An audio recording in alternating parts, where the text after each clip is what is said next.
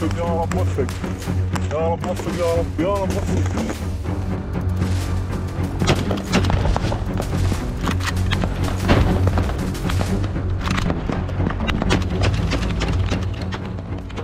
Brigade Al-Qassam, sayap militer Hamas, mengumumkan serangan terbarunya terhadap pasukan Israel di kota Gaza pada Senin 29 September 2025.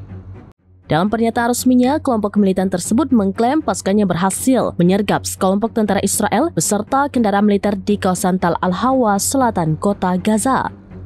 Al-Qassam melaporkan para pejuangnya melepaskan tembakan dari jarak nol, yaitu zero distance, yang mengakibatkan sejumlah tentara Israel tewas dan terluka. Laporan awal menyebutkan 13 prajurit Israel dikabarkan menjadi korban dalam penyergapan tersebut, dengan beberapa di antaranya mengalami luka serius. Sumber-sumber Israel mengkonfirmasi para korban telah dievakuasi ke 3 rumah sakit besar di negara tersebut. Menanggapi rangkaian serangan ini, militer Israel dilaporkan mengumumkan siaga penuh di sepanjang jalur Gaza. Serangan ini merupakan bagian dari operasi beruntun Al-Qassam sejak pertengahan September, yang juga mengklaim keberhasilan menargetkan tank Merkava Israel di kawasan Al-Sabra dan Sheikh Radwan. Operasi ini menargetkan situs-situs militer Israel di Gaza dan Khan Younis.